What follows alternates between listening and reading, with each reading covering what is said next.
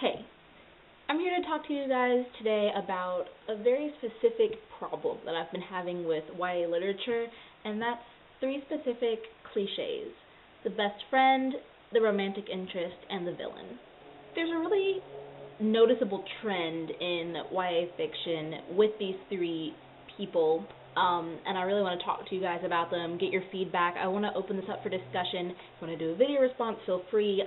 Leave me comments and questions, and I really want to get a series of videos going to where I can discuss things with you guys instead of just reviewing books and you guys saying great review or I like the movie, yada yada.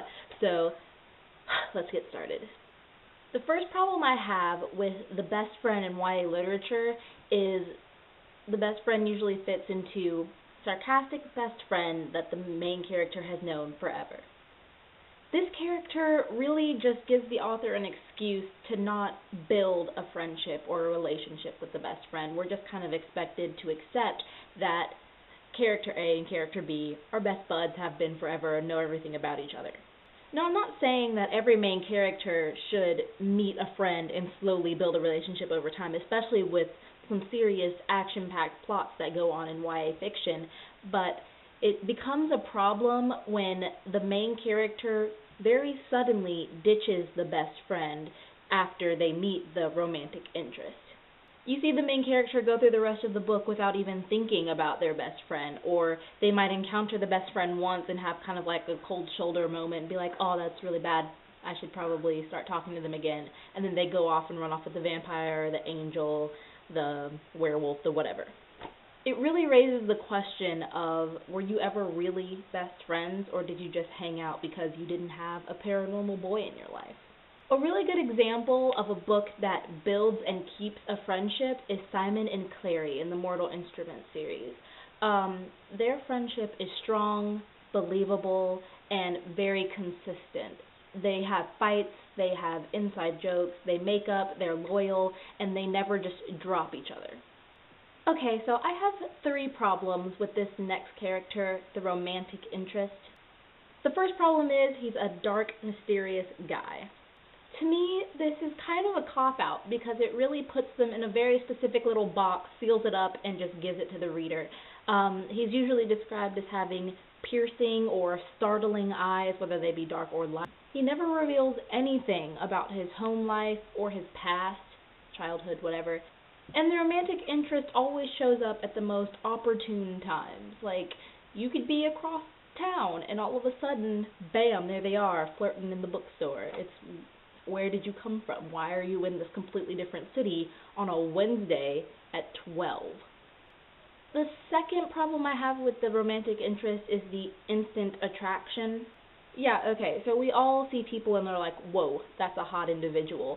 But there's never a deep connection that pulls at our heartstrings and makes us have to focus all of our energy on that person. It just doesn't happen. It's kind of like giving the soulmate excuse. Like, we're supposed to believe that the character is in love even though we haven't seen them fall. They're just automatically, boom, in love. Whether it's the romantic interest that's the new kid or the MC who has to move to a different town and meet new people, that's the new kid, it gives the author a reason to say, and I met a new person that I'd never known. Basically, no one's allowed to date anyone who they've gone to school with for more than 6 months, and I think that's kind of bullcrap.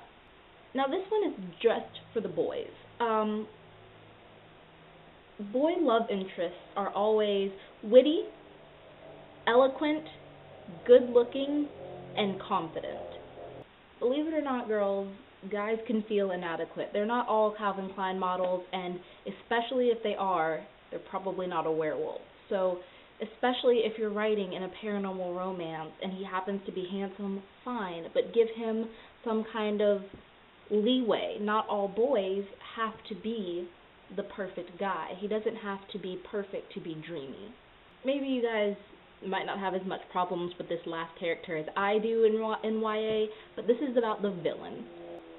The villain in YA fiction is hardly ever a villain. It's usually some rival girl who's like hell-bent on destroying the main character's life in high school or whatever, or if it's paranormal, it's some like evil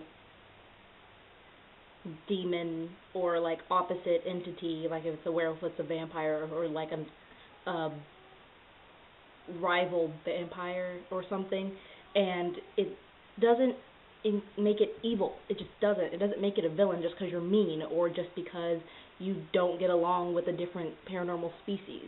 I've seen the whole evil girl at school thing work in a movie, actually, with Megan Fox. It's called Jennifer's Body. She actually became a demon and was evil and killed people.